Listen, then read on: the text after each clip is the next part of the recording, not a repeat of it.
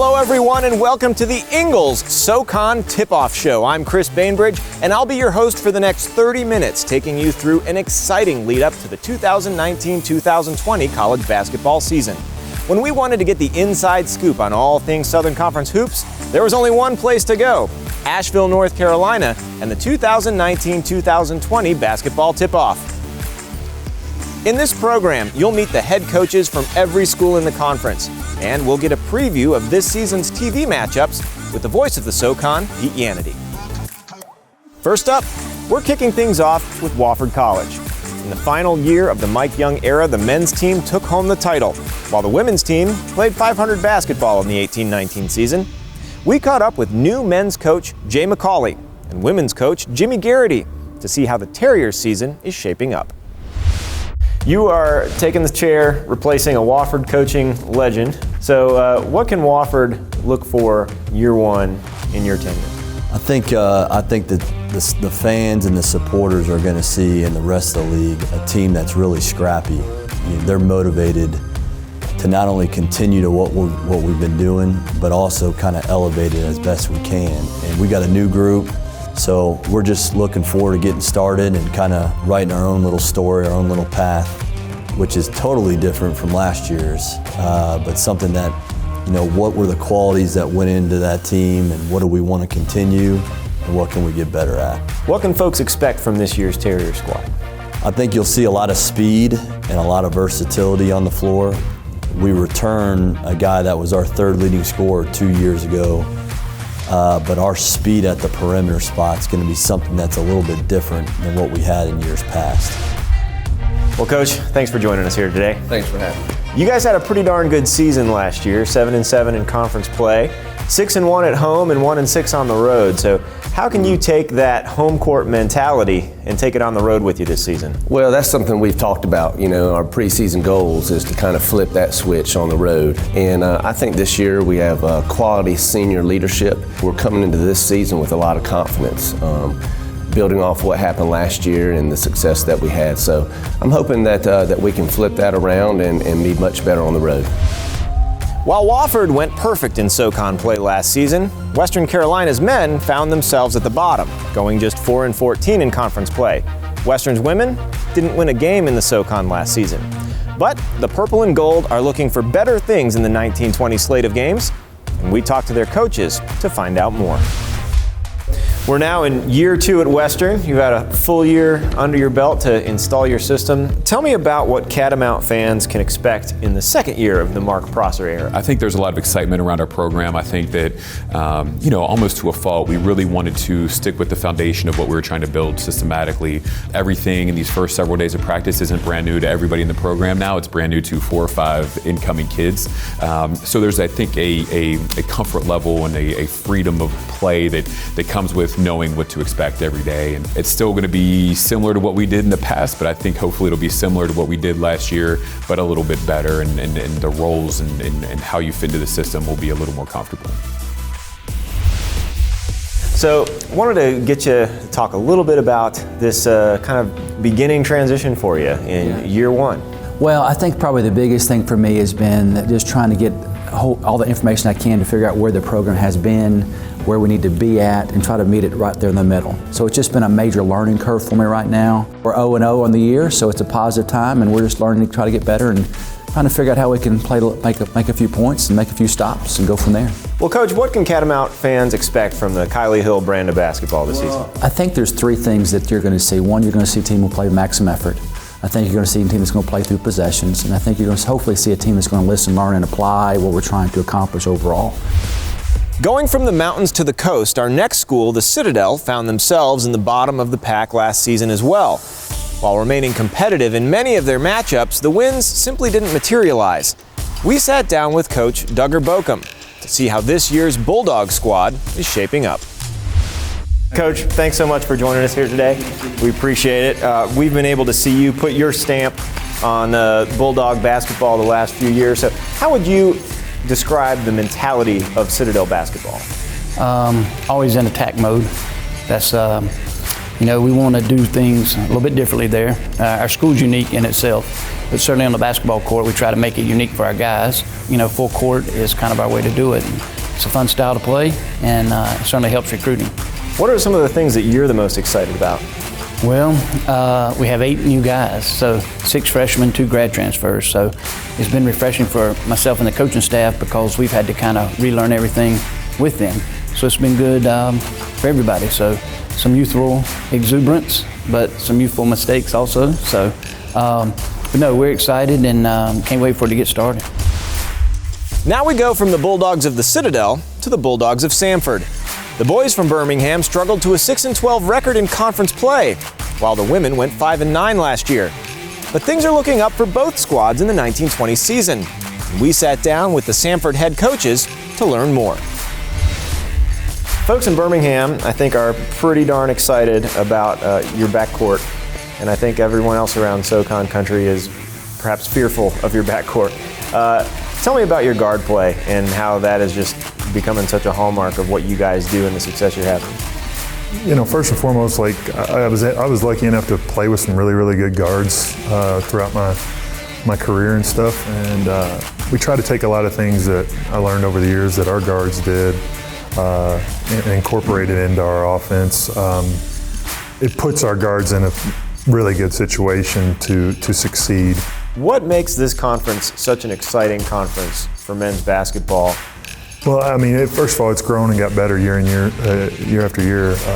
It's one of those things where the improvement is great. I think there's great coaches throughout the league who do a really good job of not only coaching but recruiting and bringing in really good players. You can kind of get a little bit of everything in our league depending on which team you're going to watch.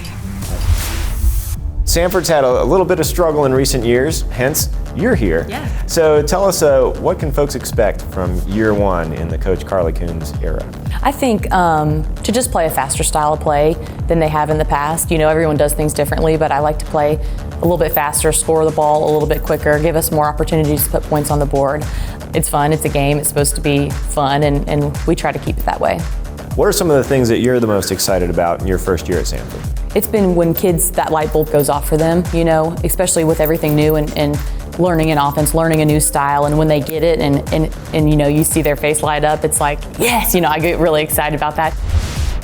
Crossing from Alabama into Georgia, we next take a look at the Mercer Bears. Last season, Coach Susie Gardner led the women's team to a perfect record in conference and a berth in the NCAA tournament. And while Gardner is one of the longest tenured coaches in the SoCon, men's coach Greg Gary enters his first season at the helm to try and turn around a struggling Bears team. We talked to both of them to find out more about the upcoming season. You guys have been on an unbelievable run the past several seasons. How do you maintain that level of excellence year in and year out? Well, we had a unique situation in that 4 years ago, we had only freshmen and sophomores, and there were no expectations at all. We got picked 5th preseason, and we ended up winning the regular season. And then that group continued to grow together, and so we had the last 2 years of obviously, undefeated, those types of things. But it was all about developing a culture, recruiting the right players, recruiting players that had great passion, and you know, we really have had some dream seasons lately. How do you keep the dream going this year in 1920? Well, I think it would be, you know, one thing we don't do in our program is tell them our goal is to win a championship. We don't talk about the end goal. We talk about the immediate goal, daily goal, especially when you have a young team like we do now with no seniors. So it would be unrealistic for me to put the expectations of the past on this present team. And so it's been an interesting year. We've only been a week of practice, but it's been very interesting so far. So tell me, what can folks expect from the Greg Gary era in Mercer basketball? It's they should expect some hard-nosed, tough basketball, and probably this year's team, we're probably going to shoot a lot of threes. So tell me a little bit about the style of basketball that folks can expect from this year's squad. We've spent an awful lot of time defensively, getting better, and rebounding. Those are two things not a lot of people want to talk about, but last I saw teams that are really successful do those things really well. So I think those are two things that we have to do better and if we want to be successful. The SoCon is developing a reputation as one of the stronger mid-major conferences in the country, with a number of teams finding their way onto preseason top 25 lists. Among those is our next school, ETSU. The Bucks had a strong showing with both men's and women's teams last year. We sat down with their head coaches for a look ahead to this season. The arrow is still pointed up on ETSU now several years into your tenure. What are you doing right, and what are you excited to keep doing right in the 2019-2020 season? One thing I learned a long time ago is great players make good coaches. So we continue to get really good players that compete and play at a high level. And so I think that's been very important for us. And I think the continuity of my staff has been really important, keeping Jason Shea and Brooke Savage and having B.J. Mackey and on my staff has made all the difference in the world. Fantastic. So, what has you the most excited headed into this season to watch your team accomplish? You know, we have our top 6 scorers back, 7 of our top 8 players, and so that part is really exciting for me, just to have those guys back who have been through, you know, a year in our league, and so there's not a price you can put on that. I think we also have some really good newcomers as we headed into the season, knowing that my team understands that they have to have a chip on their shoulder to win this thing. And last year we were really good, but we just weren't special. And, you know, Wofford was special, and that's why they won it. Beginning of the season, it's always a lot of energy, a lot of excitement headed into that. How do you get your players to kind of carry that same excitement, that same level of enthusiasm for the duration of an entire season? That's a difficult task. I think what it is for us is that our standard is, in order to be taken seriously, you have to be consistent. And what we try to challenge our kids to do is find joy in competition. It's not the outcome, it's did you absolutely give me your best effort with your best attitude, being a great teammate, and if you did that, then the outcome usually is favorable for you. Well, speaking of the excitement leading up to a new season, what are you most excited about for your team this year? Sitting here with you. I'm excited just to get started. Things like this just let us know that it's real and it's here. You wait all year for it and you get excited for it, and then I don't sleep for 3 months. So it's I think what we're looking forward to is competing at a high level in our league, which is, everybody knows, is a great league for women's basketball. A lot to look forward to, but I don't want to miss a day by looking too far ahead. The most balanced school with men's and women's success in the 2018-19 season was Furman University. Both squads tallied impressive regular season records and deep runs in the SoCon tournament playoffs. Now, both teams face the challenge of building off that success and taking the next step, claiming a SoCon title. Last year saw top 25 appearance. It saw upset of a defending national champ. It's 12 wins in a row. What do you got for follow-up? It was a great year to be able to look back on everything that we were able to accomplish as a team last year, and also a league. I mean, it was a phenomenal year in the league, and you know, we're just excited about continuing, you know, and whatever that means, whatever that is for this group. We don't want to put any limiting beliefs on what we can do this year. We want to continue to work hard. We got 4 starters back. And we've got some really, really good players. You know, it's going to be a different team. We got a lot of pieces back, but it's still going to be different in terms of how we execute. And so we're just looking forward to what we can accomplish with this group. Mid-Major Madness has 4 Paladins in their top 20 players in the SoCon. That's Hunter, Mounts, Gurley, and Lyons. How good can this team be? This team can be as good as it wants to be. And when I say that, I mean it's really scary how good this team could potentially be. And even potentially be better than the team last year in some ways, but we've got to continue to get better at the consistency of the performance. And we've got plenty of talent. We've got some guys that have played a lot of games, that have won a lot of games. We've just got to make sure that every single night that the mental side of things is where it needs to be. But I think we have multiple all-conference guys on this team, and I think this year is going to show that. You guys had a heck of a season last year, coming up just a few points and 1 win short of a conference title and an NCAA appearance. So what do you do to take that next step this season? Oh, absolutely. Well, our girls, they remember that feeling. We wanted to focus on that feeling, so hopefully it doesn't happen again. But I was proud of our girls. That was such a fun game to be a part of. We just came on the wrong side of that game. I think they've taken it their own initiative. I haven't had to say much. With all that said, what are you most excited about for this season? I'm excited. Hopefully we can stay healthy. And if we stay healthy, this is the most balanced team inside out that we probably ever had at Furman during my tenure. So if we can stay healthy, it's just going to be a fun team to watch with a lot of leadership and experience. While Furman's success placed them near the top of the SoCon ranks, VMI struggled last year to a 4-14 conference record. This season, new incoming talent brings hopes for better things in the 2019-20 season. We sat down with head coach Dan Earl to learn more. So, tell me some of the new players that you have coming into the system at VMI. Yeah, certainly. We have 6 new guys, 6 new freshmen, 4 of which I think have a chance to play right away. Louis Tang is a guy from Taiwan originally, and then spent some time outside of DC area going to high school. Can make shots, tough kid. I think he'll have a chance to play right away. Camden Kerfman from the DC area as well. Travis Evie, another guard, so those 2 are guards as well, and then Sean Conway from up in the Northeast. So all guys make shots. I'm partial to shot makers. We like to score the basketball. But great kids, have gotten off to a good start. We're 7 practices in, and I'm excited about their futures. So speaking of excitement, what has you personally excited for this season? Yeah, I think a variety of things. We have some leadership back. We have 3 seniors in our senior class, and it's been a couple years since we've had that many seniors. We have a couple guys that have gotten better each year. We have 3 returning starters in Garrett Gilkis and Miles Lewis and Jake Stevens. So excited about having some experience back, and then as you brought up, the young guys who are all very good basketball players.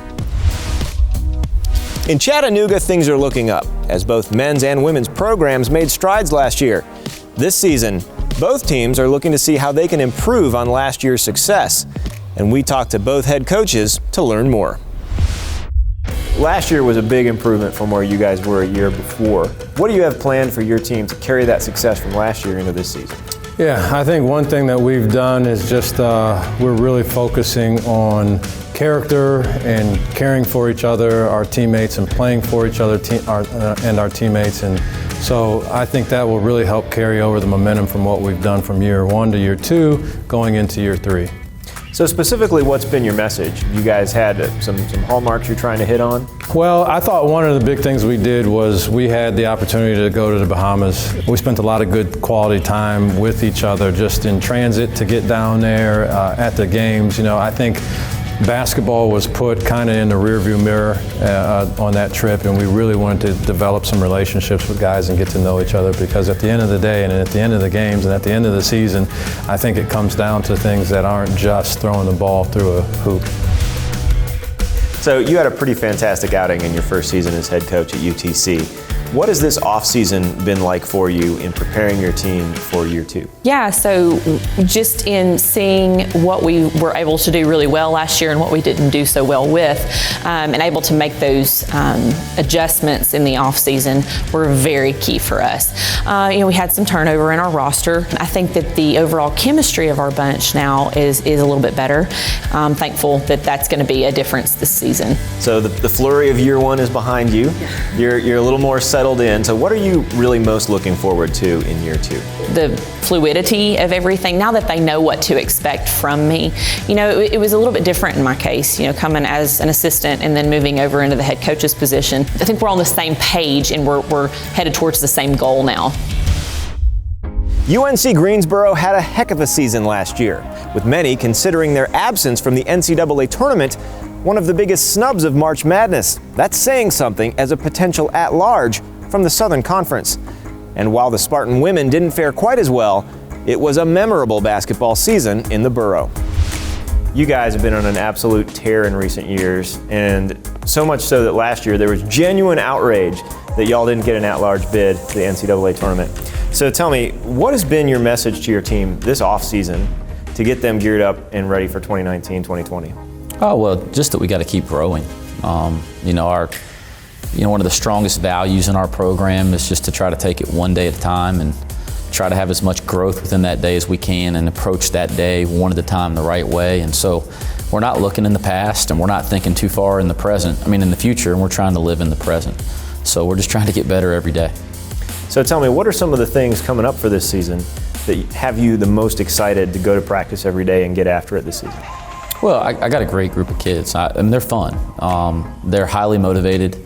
They all want to be great players, so they work on their games, and that's made the off season a lot of fun, that they want to get better as individuals. But they also, want to be a great team and want to try to achieve some things as a team. So when you walk in the gym every day for practice and you got a group that wants it like you want it, I think that's a special thing. And we're fortunate to have that to this point. We just got to keep it growing a little bit. You guys have had some pretty good home court success in recent years. Tell me, how do you strategize to take that success you've had in Greensboro and take it on the road with you this season? Yeah, that's a good question. So we have to really focus in on key things that help you to win on the road. You have to rebound, you have to play defense. If we can continue to do those things at a high level on a night-to-night basis, we will put ourselves in a position to win. At the same time, we have to make shots.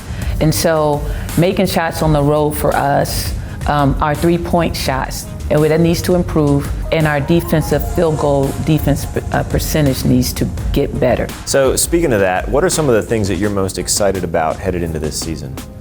I'm excited about our experience. I'm excited about our energy level, our leadership.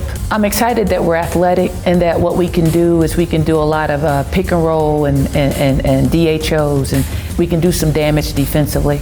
I'm really excited about our youth. The fact that we have some great experience along with some phenomenal youth is going to be for a pretty special season. This year, once again, Ingles will be sponsoring all the televised games with partner Nexstar. Bringing you the play-by-play will be the voice of the Southern Conference, Pete Yanity. I had a chance to sit and talk to Pete about some of the marquee matchups and what he's excited about for this year's season. Pete, thanks so much for sitting down with us today, taking a moment here at Media Day. So what are some of the things that have you the most excited for this year's Southern Conference basketball schedule? I think to look back at last year, you had 4 teams that were between 25 and 30 wins. I challenge any mid-major league in the country and a lot of the major conferences to match that. But even though a lot of great players moved on, you've still got in those 4 returning teams, ETSU, UNCG, Furman, and Wofford, a lot of key players coming back. I think Jerome Rodriguez at ETSU, who it looked like he might move on, he returns as one of the best rebounders, not only in this league, but in the country. The athleticism that UNCG has with a guard like Isaiah Miller, he could play for a lot of people. They've got Kyron Galloway and James Dickey, who are as athletic as you'll find at the mid-major level. And really, Furman, Noah Gurley is a guy that a lot of people are going to get to know to go with Jordan Lyons. And Wofford lost a generational guard in Fletcher McGee and a great big man in Cam Jackson. They also lost a big man, Keve Aluma, who followed head coach Mike Young to Virginia Tech. But they've got enough back, I think, with Nathan Hoover and Storm Murphy in their backcourt and some young guys that are going to get some minutes up front, either a bigger role like Chavez Goodwin or some of their big guys that are coming along. I think will be enough. Are they going to win 30 and 21 in a row again? Probably not. The rest of the league, even though there were some key personnel losses with teams like Chattanooga and VMI, I still think there was enough last year with some of these other teams. Samford, for example, they're good enough to beat anybody in the country on any night with a point guard and Josh Sharkey, who might end up being the player of the year in the league this year. I think you've got enough other teams below those 4 that were dominant last year to make it a really balanced league this season. What are some of the matchups that you're most excited to witness firsthand? I think it's going to be really interesting to see UNCG and ETSU go at it. The frontline players and those on those teams will really make that exciting. And you know, ETSU has a good guard combination too. Bo Hodges, among others, really good players in the backcourt. I think that Furman and Wofford playing in the downtown Greenville Arena the second time they meet in late February is going to be an interesting game because those teams are both having good seasons. I think you could see a huge crowd for that ball game, and that'll be a lot of fun to see whenever those rivals get together. And to me, Samford against the world is always interesting because they're the kind of team that the way they play, they're always going to be in the game. And again, that's one of those teams you at least want to play. But whoever Samford plays in or out of the league is always an interesting game. And then I also think it's going to be interesting to see what a Furman is able to do against some of these teams they played after getting a reputation around the country with wins early in the first month last year against 2 returning Final Four teams. I think Furman's a really interesting team to keep an eye on. So last year, we had multiple top 25 appearances. We had championship upsets. We had a perfect record in conference. Where does the Southern Conference stand, do you think, in the national landscape of college basketball? I thought it was also huge that Wofford got an NCAA tourney win against a very credible opponent in Seton Hall. It's not as if they beat a team that was of a conference that maybe people weren't that familiar with.